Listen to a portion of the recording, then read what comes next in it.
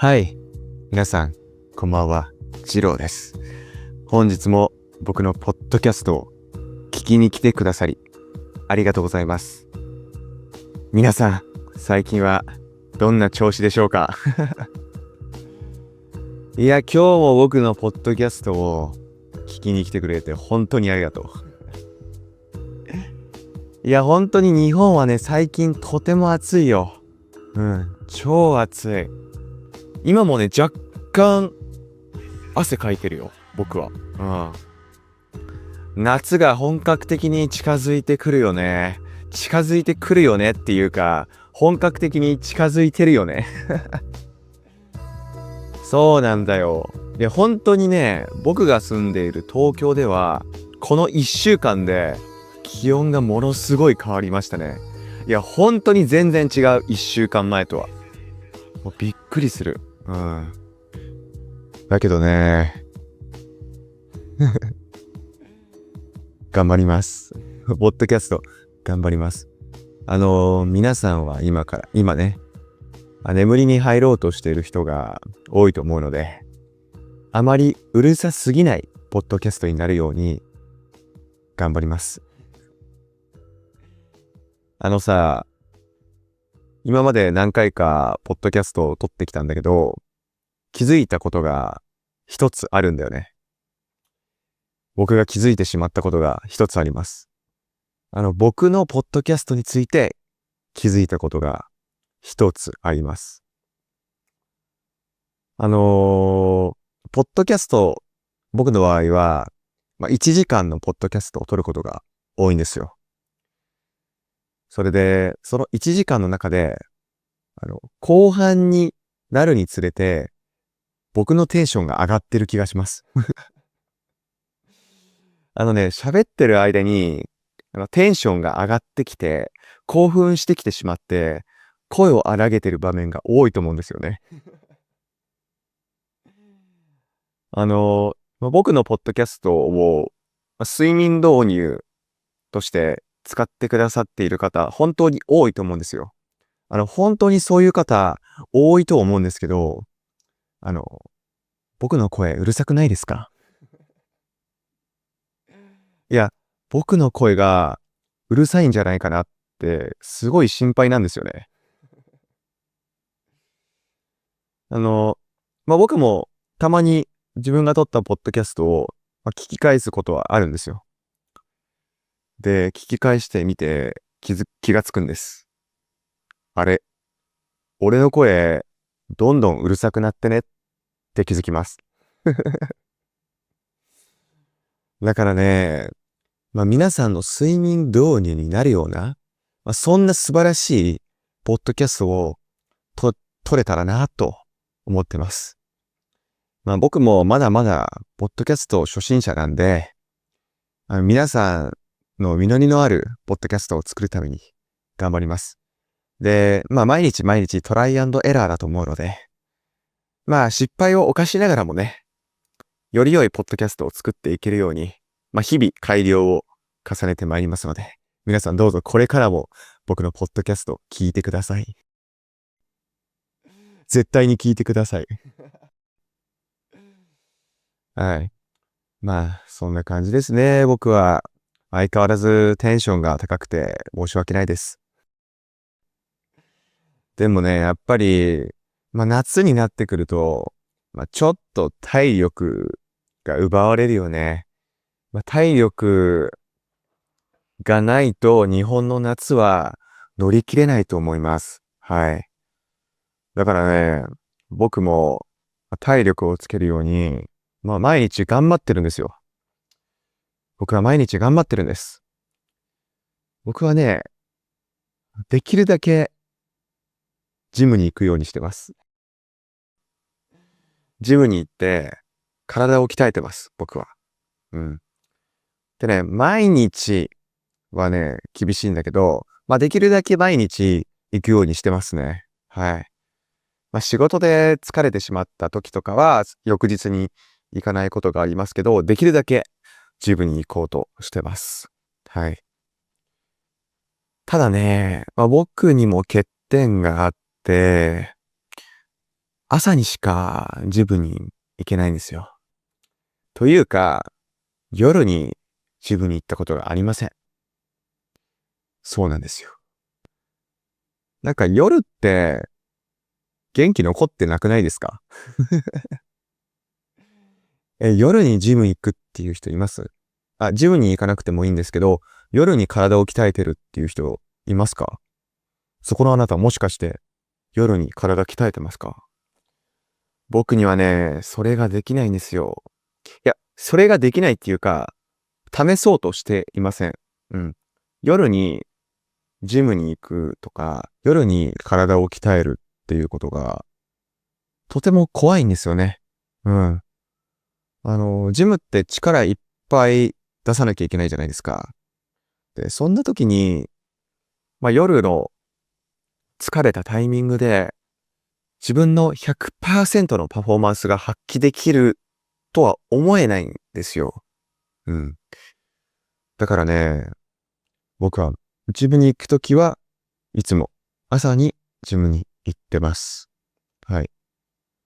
で、日々体を鍛えてらっしゃる方って僕のポッドキャストを聞いている方の中で、どんくらいいるんですかね。僕は毎月お金を払ってジムに行ってます。うん。でね、東京の場合だと結構高いんだよね。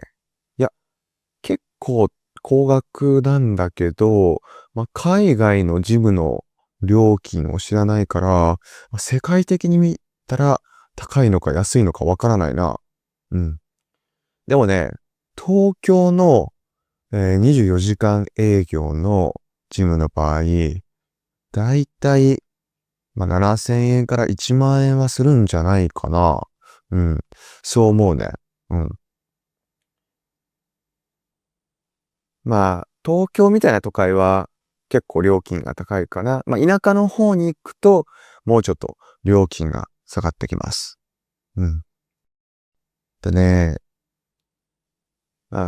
僕ってあまりお金使わないんですけど、ジムには毎月お金を払ってるんですよ。はい。で、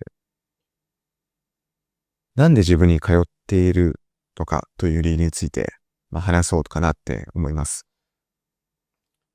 まず前提として、体は鍛えたいなって思ってるんですよ。体は鍛えたい。うん。僕は今20代なんですけど、日本人の場合、年を取るにつれて、肥満体型になっていく人が多いんですよね。で、肥満の状態って、健康に悪いじゃないですか。うん。だから、そんな肥満の状態にならないように、僕は体を鍛えてます。体を動かすこと、運動することっていうのは、健康に少なからず好影響を与えると思います。だから、僕はね、運動だけはしっかりやろうと思ってます。だけど、ジムにお金を払って、ジムと契約しないと、体を動かす気になれないんですよ。家でできる筋トレってたくさんあると思います。例えば、ダンベルを買って腕を鍛えたりとか、あとは何も買わなくても腕立て伏せとか腹筋とかってできるじゃないですか。ただね、僕の場合、家から出ないと、やる気が起きないんですよね。この気持ちわかる人いますか？いや、絶対にこの気持ち分かってくれる人いると思う。なんかさ、ジムと契約して、お金を払った状態じゃないと、自分のことを動かせないんですよね。そう。高いお金を毎月払ってるとさ、あ、お金払ってるし、ジム行こうっていう気になるじゃん。ね。だけど、何も自分を縛るものがないと、結局何もやらないんですよ、僕は。そう。だから、わざわざ高いお金を払って、僕はジムと契約しております。うん。他にも理由はあるんだけどね。やっぱり、ジムにあるトレーニング用のマシンを使った方が効率的に体は鍛えられるよね。うん。皆さんがジムでよくやるトレーニングって何ですかね？僕はね、本当にいろんな種類の筋トレをします。はい。ただね、上半身か、下半身、どっちを鍛えるのが好きかって言われたら、絶対に上半身ですね。いや、絶対に上半身の方がいい。下半身の筋トレメニュー僕嫌いなんですよね。代表的なのがスクワットですよね。スクワットって何も面白くなくないですか？なんかね、なんでなんだろう。上半身の筋トレメニューである、ベンチプレスとか、ショルダープレスとか、そういったメニューの方が筋トレをやった感じがするんだよね。下半身のメニューと比べて。うん。なんかやって達成感を感じるのが上半身メニューなんだよね。うん。ただ、上半身ばかり鍛えてもおかしいじゃないですか。下半身がひょろひょろなのに、上半身だけムキムキでもおかしいですよね。だから、僕は、上半身も下半身も筋トレをやっております。はい。ただね、下半身の筋トレをちゃんとやり始めたのって最近なんですよ。うん。実はつい最近まで上半身の筋トレメニューだけやってました。やっぱりね、やっぱり上半身だけ鍛えてると、全身の形がいびつになってくるんだよ。そう。やっぱり上半身だけ筋肉が増えていくと、上半身の体が大きくなっていくんだよね。で、下半身何もしてないと、下半身だけ細い状態のままだから、なんかね、見た目が変なんだよね。うん。だから僕は両方鍛えるようになりました。はい。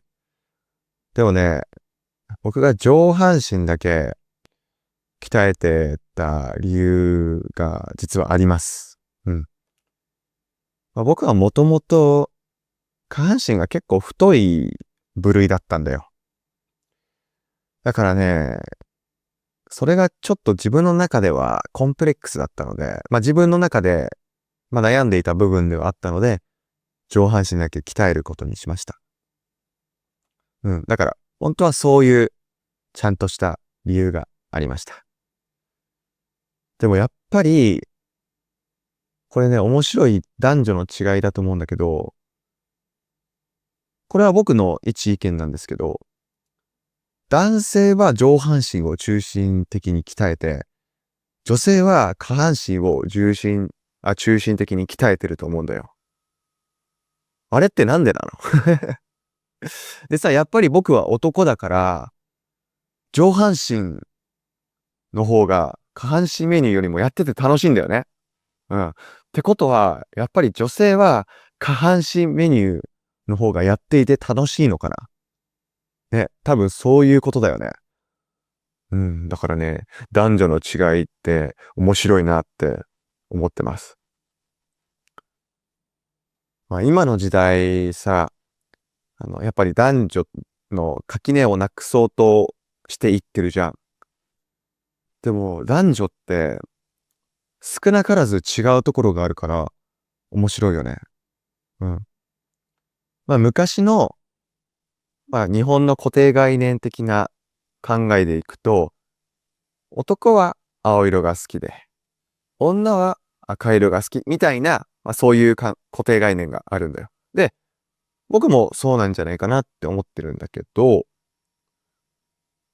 あの、とある実験で、男の子の赤ちゃんと女の子の赤ちゃんが用意されたんだよね。で、男の子の赤ちゃんとその女の子の赤ちゃんの目の前に、いくつかの種類の、おもちゃを用意したらしいんだよね。で、すると、男の子は、車とか電車とかのおもちゃの方に向かって、女の子はおままごとをするおもちゃに向かって遊び始めたらしいんだよ。これ面白くない？うん。だってさ、赤ちゃんってさ、男の子は青色が好きで、女の子は赤色が好きっていう固定概念がまだ染みついてない段階の人間なわけじゃん。それなのに、わかりやすく男の子は男性的な、女の子は女性的なおもちゃの方に向かうって面白いよね。だからやっぱり、生き物としてそういった違いが出るようにできてるんじゃないかなって思うんだよね。で、これもとある人の話を僕が聞いたことなんだけど、男の子とか男性って動くものが好きなんだって。確かに、車とか電車とか飛行機とか、そういう乗り物が好きな男性って多いですよね。もちろん女性でそういったものを好きな方いると思います。だけど、やっぱり男性の方が多いですよね。で、女性は止まっているもののことが好きになる傾向があるんだけど、その理由っていうのを、とある人が語ってました。で、僕も、なるほどなと思ったんですよね。で、諸説はあります。諸説はあると思うんですけど、その人が言っていたことによると、男性は歴史的にも狩りとか猟をしてきたと。で、女性は猟とかには行かないで、薬草から薬を作ったりとかしてたらしいんだよ。で、やっぱりさ、猟をするときって、動くものに対して、えー視線を向けないといけないじゃん。例えば昔だとさ、マンモスを倒してその肉を食べてたと思うんだけど、そういった動くものを歴史的にもずっと見てきたから男性は動くものが好きらしいです。本当かどうかわからないんだけどね。でも、僕の中で、面白いなって思ったこと。で、逆に、女性は、薬草とかそういう動かないものを歴史的に見てきたから、動かないものを好む傾向にあるそうです。だから、服とか、そういったものが好きらしいです。でも最近はね、服が大好きな男性も多いけどね。うん。本当かどうかわからないんだけどね。こういった、都市伝説的な、話を聞いて僕は毎日楽しんでおります。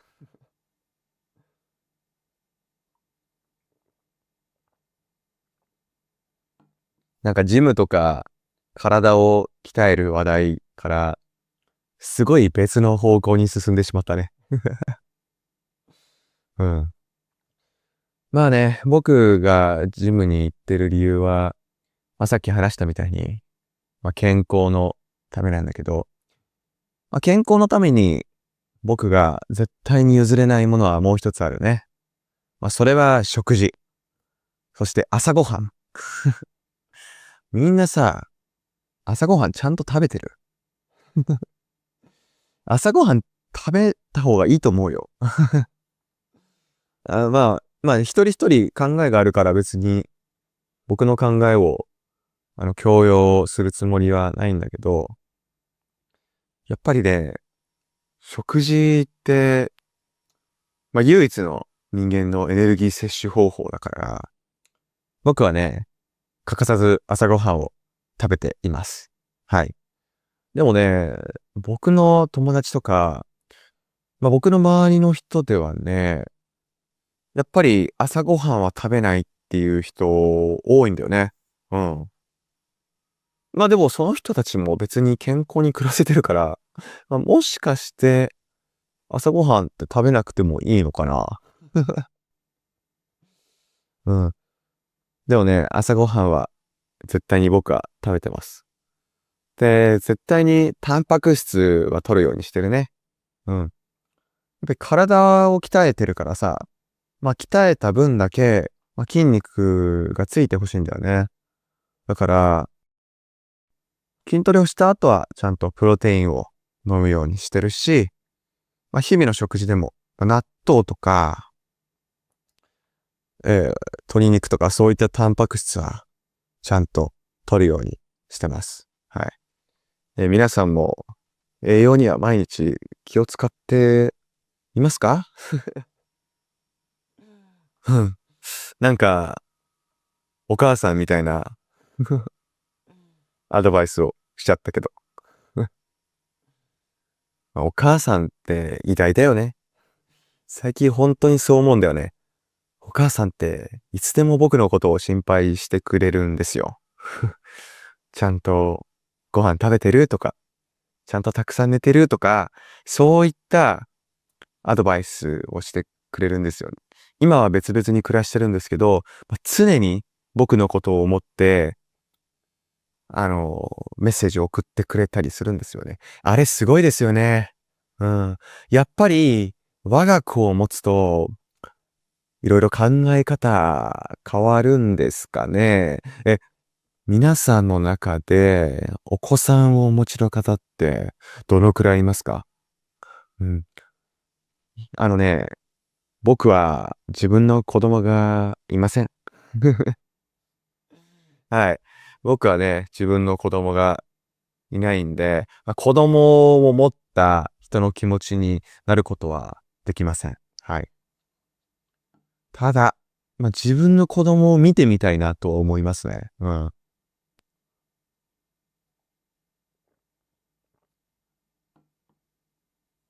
あのー僕って結構自己肯定感が高い人間なんですよ。すいません、なんか突然のカミングアウトで申し訳ないんですけど。で、僕は自分が大好きなんですね。うん。で、これを聞いてるみんなも、自分のこと大好きな人多いと思います。自分のことはね、やっぱり大好きで居続けるべきですからね。うん。で、そんな大好きな自分の子供ってなると、自分以上に可愛いんじゃないかなって思うんですよ。絶対そうだと思う。しかもさ、生まれたての頃ってちっちゃいじゃん。ね。だって、生まれた時ってだいたい何グラムですか？だいたい3キログラムとかしかないですよね。だから、こんなんですよね。こんな大きさですよね。そんなちっちゃな自分の分身、絶対可愛いですよね。あのね、僕はもう長いこと赤ちゃんとは触れ合ってませんね。うん。僕、ちっちゃいもの大好きなんですよ。うん。人間の赤ちゃんも大好きですし、犬とか猫とかも大好きなんですよ。ただね、赤ちゃんとは長いこと触れ合ってませんね。まず、赤ちゃんを持っている知り合いがいない。あと、親戚は大体、自分、一番年下でも自分と同い年ぐらいなんですよ。だから、知り合いの赤ちゃんがいないですね。僕の友達の中には、赤ちゃんが一人もいません。うん。だからね、赤ちゃんとの接し方もよくわからないし、自分が赤ちゃんから好かれる人間なのかどうかさえわからないですね。うん。でも、赤ちゃん育てるって相当大変らしいですね。うん。僕が赤ちゃんだった頃も、僕の親は相当苦労したみたいです。うん。まず、ベッドに横になって、さあ寝るぞってなった時に、僕がね、泣き出すらしいんですよね。で、泣き出す大体の理由が、お腹が空いたからなんですよ。だから、寝れるって思った僕のお母さんとかお父さんは、ミルクを作るために起きなきゃいけなかったらしいですね。いや、かわいそうですね。いや、ほんとかわいそうなんだけど、それが赤ちゃんというものなんだろうね。うん。で、僕もね、今20代なんで、年齢的に、周りが赤ちゃんを持ち始める年齢だと思うんですけどね。まだ全然知り合いの赤ちゃんはいないですね。うん。今はね、赤ちゃんを産まないとか、子供を持たないっていう選択肢を持つ家庭が増えてますからね。これは多分、日本だけじゃなくて世界的なムーブメントなんじゃないかなって思いますけどね。特にアジア諸国は、そういう考えを持つ人の割合が多いんじゃないかなと思います。はい。日本は全然毎年子供が生まれてないんですよ。年々生まれる子供の数が減っています。少子高齢化という問題ですね。ただね、これはね、先進諸国では結構起きてる問題なんだよね。日本よりも今はね、台湾とか、韓国とかの方が、子供が生まれる数っていうのが、さらに速いスピードで、えなっています。ちょっと待って、今日本語おかしかったんだけど。日本よりも早く、その2カ国は、2カ国っていうか、えーまあ、日本よりも早く、韓国とか中国とか台湾は少子高齢化が進んでいます。はい。なのでね、あの世界的な問題ですよね、少子高齢化っていうのは。東京に住んでると、それが結構感じられる場面が多いんですよね。特に、保育園のお散歩の様子を見るとそうですよね。あの、日中に、保育園の子供たちが先生に連れられて、街をお散歩している光景っていうのを日本では見ることができます。で、もちろん、僕が住んでいる東京でもそういった光景を見ることができます。ただね、昔と比べて明らかに子供の数が減ってるね。うん。その散歩してる子供の数が確実に減ってる。うん。確実に減ってると思う。なんか、ひどい時は、先生の数と子供の数同じじゃないって思う時もあるんだよ。うん。だから、子供の数減ってるっていうことは、かなりわかりやすいですよね。反対に、高齢者は増えてるね。日本の田舎とかに行くと、高齢者ばっかりだね。うん。東京とか大阪みたいな、都市にはね、うん。比較的若者の数が多いんだよ。で、田舎で生まれた人も結構ね、社会人になるタイミングとか、大学生になるタイミングで、東京に上京してくる人が多いから、田舎にいる若者の数って、どうしても減ってしまうんだよね。うん。だから、田舎に旅行するとね、やっぱり高齢者の数が多いなーって思うね。うん。あとは、海外旅行してから日本の空港に着いた時に、空港で働いているスタッフの人が、お年寄りばっかりなんだよね。これみんな気づいたことあるかな？みんな気づいたことある？あの、日本に来たことがある人ならわかると思うんだけど、僕はね、基本的に東京の羽田空港と成田空港を使います。だから、他の空港で同じような現象が起こってるかはわからないんだけど、空港で働いているスタッフがね、確実に高齢者が多い。うん。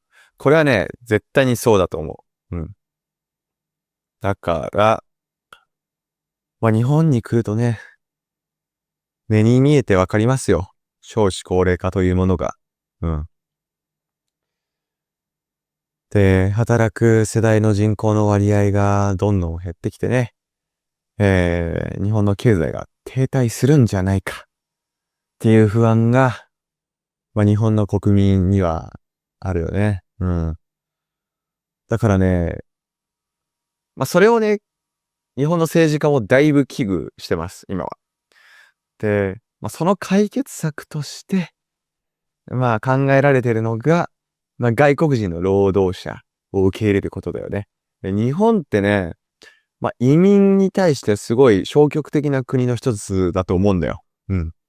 だけど最近はね、高齢者の数も増えたんだけど、外国人の方の数も確実に増えた。うん。観光で来てる外国人の方だけじゃなくて、日本に住んでる外国人の方も絶対に増えたね。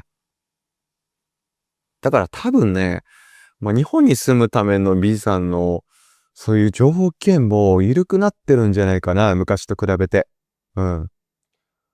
だからね、日本で働きたいと思っている皆さんにとっては、これからはね、いい時代が続くと思います。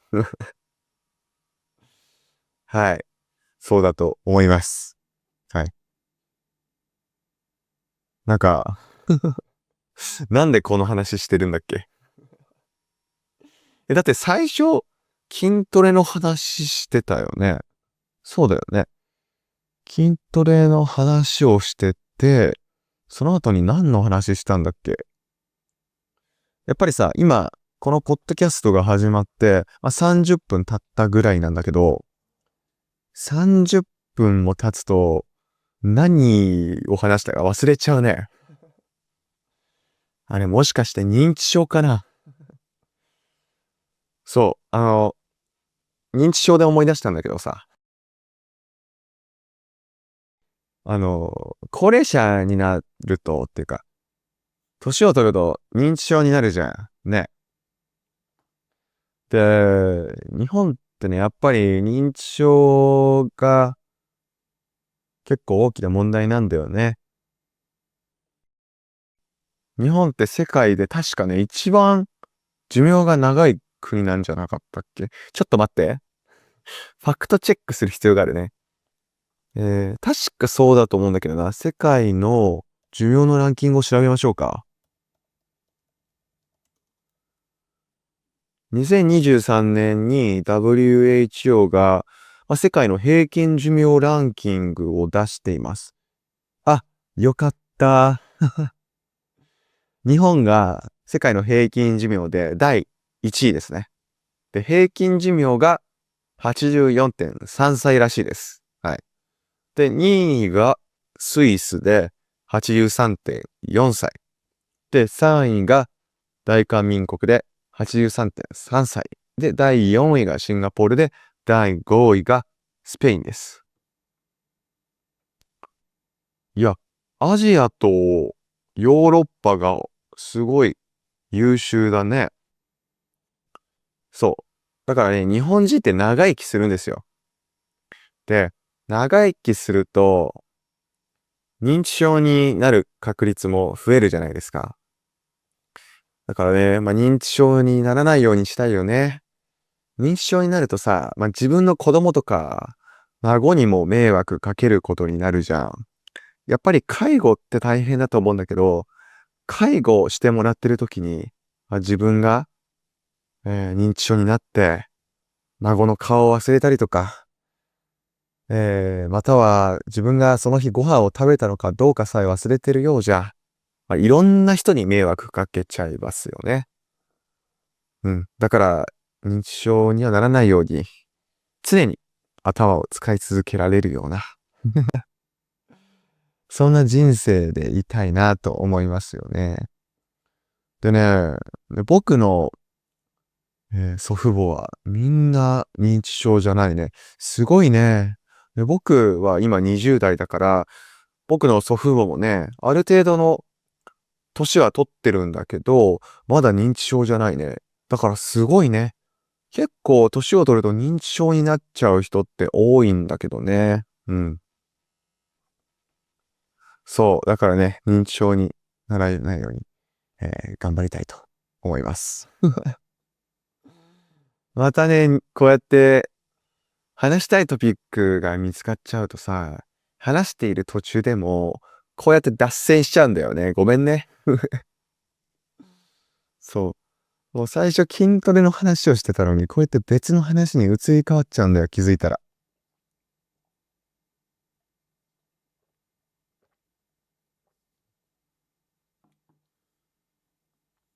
そう。でね、今僕筋トレしてるから、僕の人生の中でも、一番ね、筋肉がついてる状態なんじゃないかと思うね。うん。だから今年はタンクトップを外で着ようと思います。そう、前まではね、僕の体、本当にだらしない体だったから、タンクトップなんて着れなかったんだよ。恥ずかしくてね。だけど、でもずーっとタンクトップ着たいなって思ってたの。うん。タンクトップを着て外を歩きたいなって思ってたの。特に夏。日本の夏って超暑いんだよ。うん。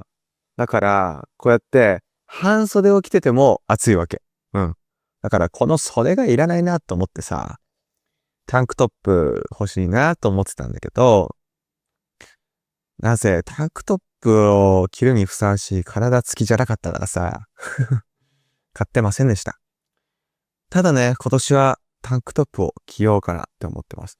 でさ、今ここに何度って書いてある？今何度？ 30 度ぐらい？今さ、実は冷房つけてるんだよ。でも冷房つけてるのに暑い。うん。今ね、僕汗かいてます。うん。暑いな、日本の夏は。冷房もうちょっと低い温度に設定すればよかったかな。でもそんなにね、高い温度に設定してはないんだけどね。うん、おかしいな。冷房つけたとしても、絶対にタンクトップは必要ですね。いや、決めました。もうそろそろ、僕はタンクトップを買います。うん。買ったら、このチャンネルのポッドキャストでもタンクトップを着て、ちゃんとポッドキャストを撮ります。だから皆さん、期待しててください。僕のタンクトップ姿。見せるのは恥ずかしいんだけどね。でもね、タンクトップを着てないとやってられないね、暑すぎて、この夏は。うん。しかもさ、このポッドキャストの冒頭に話したみたいに、僕ってこうやって話してると、どんどんテンションが上がってきちゃうんだよね。で、テンションが上がってくると、その声量もどんどん大きくなってくるんだよ。うん。で、声量が大きいってことは、話してる間に、たくさんのエネルギーを使うってことです。たくさんのエネルギーを使うってことじゃん。だからね、暑い。話してる、こうやって大きな声で話すのって多分、運動してるのと同じなんじゃないかな。運動をするのと同じ効果があるんじゃないかな。絶対そうだと思う。僕はこのポッドキャストを撮るだけで何カロリー消費してるんだろうね。うん。結構なカロリーを消費してると思う。流行るかなポッドキャストダイエット。ポッドキャストをやるだけでもしかしたら余分な脂肪が取れて痩せるかもしれないね。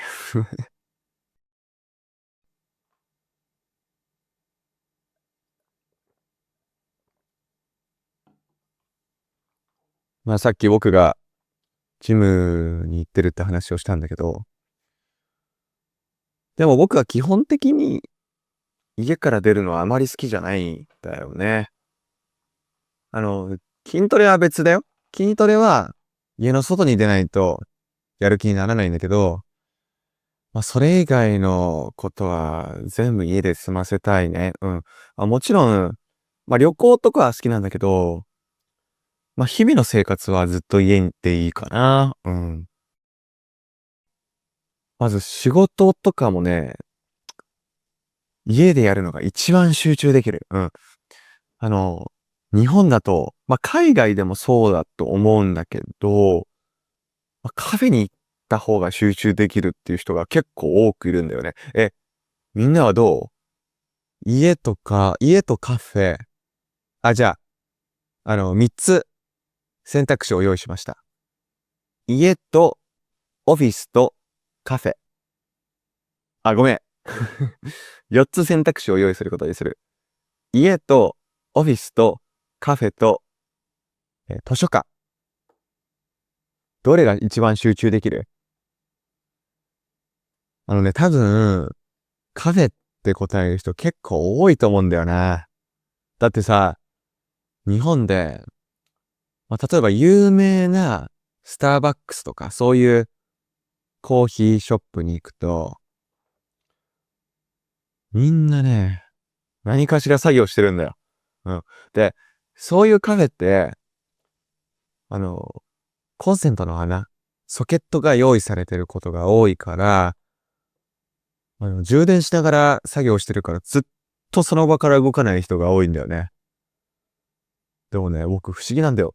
なんで集中できるのかなって思ってだってさ、自分の周りがまあ結構うるさいわけよ。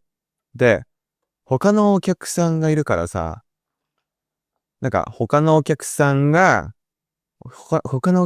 同士で喋ってる話の内容とかも耳に入ってきちゃうじゃん。で、なんで集中できるのって僕は思うんだよね。だってさ、集中したかったら、何も耳に音入れたくなくない？何も入れたくないよね。うん。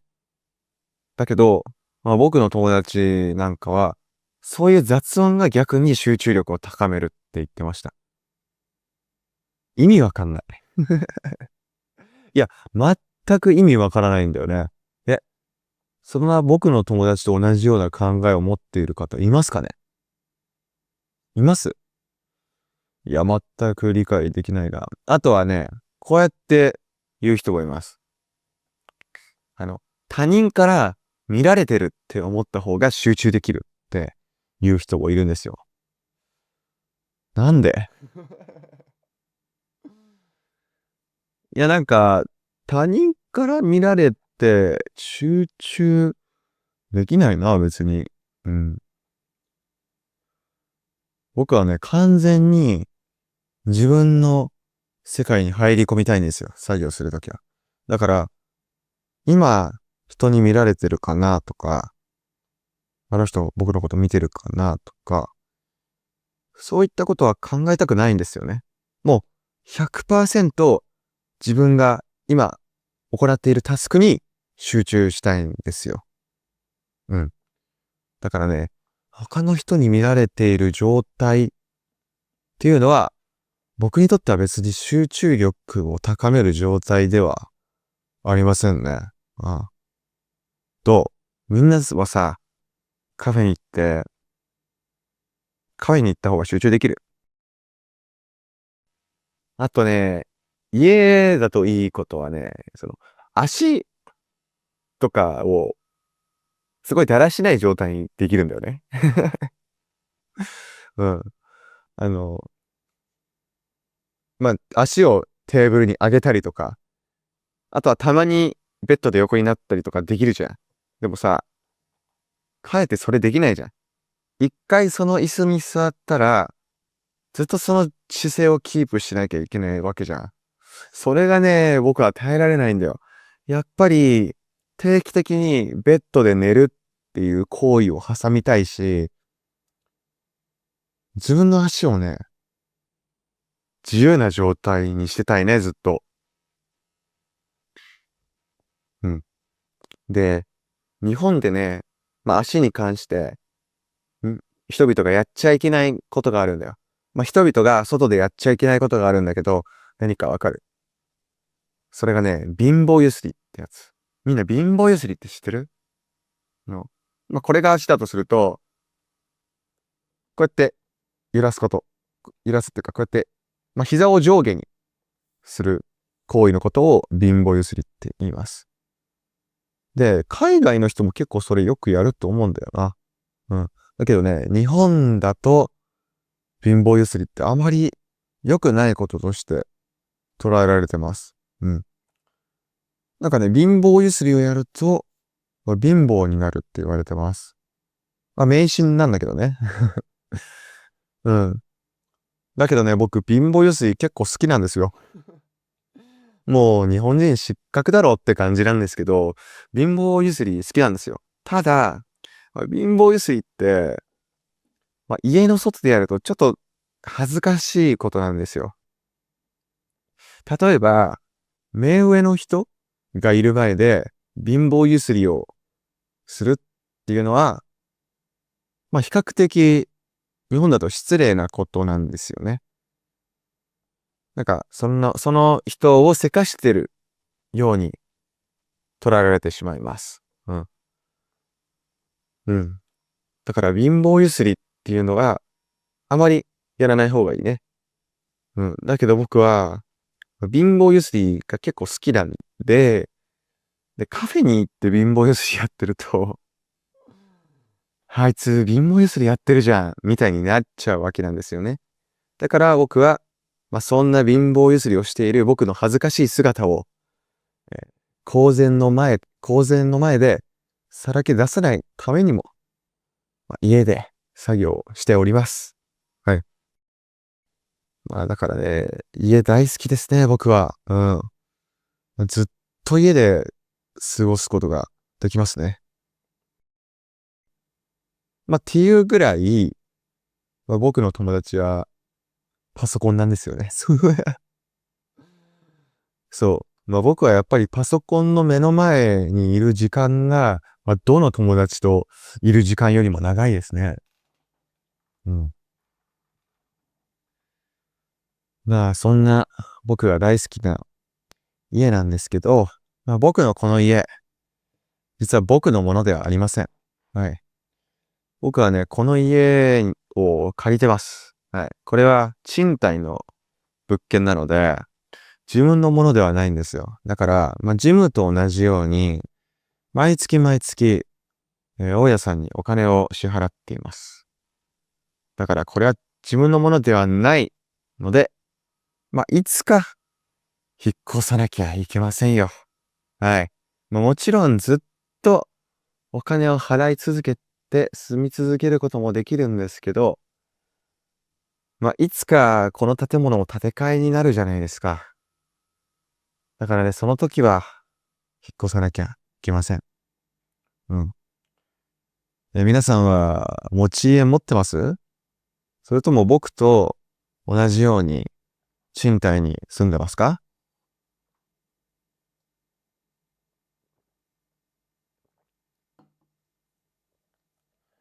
なんかね、アメリカとかオーストラリアだと物価っていうか、地価が高すぎて、僕みたいな20代とか、学生だとルームシェアをしてるという情報をよく聞きます。うん。で、それと比べるとね、東京の地価はまだそれほど高くないね。うん。現に20代の僕がこうやって一人で家に住めてるし、学生でもルームシェアをしてる人はあまり多くないとね。うん。だから、まだ東京はね、一人で住めるような、安価な物件っていうのがたくさんあります。ただね、世界的にも地価ってどんどん上昇してきてるらしいよね。近くの国だと、韓国とか、あとは香港とかが本当に地価が高いらしいね。うん。だから本当に大変そうなんだけど、その波もいつか日本に来るんだろうなって思ってます。うん。今ね、日本の土地はね、外国人の投資家にすごい人気なんだよね。うん。で、特に中国人の方がたくさん日本の土地を買ってるんですよ。で、みんなは2021年に、東京でオリンピックがあったことを覚えてる？2021年に東京でオリンピックが開催されたんだけど、その時に、選手の方々が宿泊していた、選手村っていうマンションがあるんだよ。でそれがね、オリンピックが終わった後は、人が住めるようになって、物件として売りに出されたんだけど。だけどね、結構な割合の部屋が、外国人投資家に買われたんだよ。だけどね、みんな投資目的で、その部屋を買ってるから、その空室率は低くないんだけど、居住率がとても低いんだよね。うん。で、僕最近用事があって、その選手村がある地域に行ったんだよね。でもやっぱり夜の時間になってもね、明かりついてる部屋が少なかった。うん。だから本当に居住率が低いんだなって思いました。うん。だから、日本の物件、日本の土地っていうのは今、海外の投資家にすごい人気があります。それだけ安価なんだろうね。日本の土地っていうのはまだ。でも、こんな風にずっと海外の投資家に土地を買われ続けていったら、日本の土地の値段も上がっていっちゃうんだろうね。だから日本に住みたいと思ってる、そこのあなた。日本で家を買いたいと思っている、そこのあなた。あのね、田舎はまだずっと地価は低いままだと思うんだけど、東京はこれから地価が上がっていく可能性があるから、買いたい方は今のうちに買った方がいいかもしれません。でもね、僕は投資アナリストでも何でもないので、僕の情報は鵜呑みにしないでください。僕が地価が上がるって言ったから、その土地を買われても、それで大損をしても僕は一切責任を取ることができません。でもね、そんな地価が上がってしまう東京だからこそ、早いうちに土地は買わないといけないよね。僕もまだ20代だけど、年を取ってしまう前に、持ち家は持たないといけないなって思ってるよ。で、日本ではね、結構長い間繰り広げられている論争があります。それが持ち家か賃貸かという論争です。はい。ぶっちゃけどうでもいいんですけど、ぶっちゃけどうでもいい論争ではあるんですけど、賃貸でずっと住み続けてもいいんですけど、ある程度年齢がいってしまうと、誰も部屋を貸してくれなくなるんですよ。やっぱり、年を取ってから賃貸を借りるってなると、部屋で死んでしまったりとか、そういうリスクが伴います。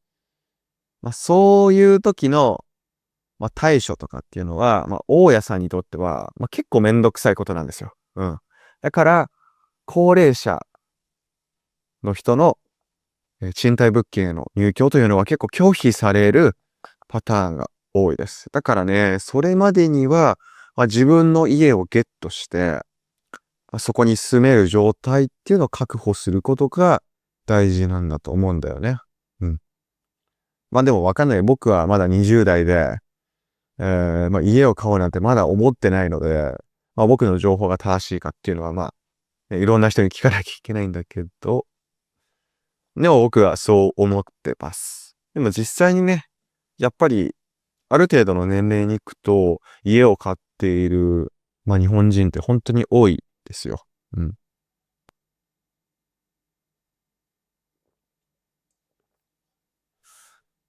みんなの国ではさ、持ち家を持つのか、賃貸を持つのか、どっちが人気なの？やっぱり自分の家を持つべきなの？それとも、自分の家を持たなくても、賃貸で死ぬまで生活できればいいって感じなのかな？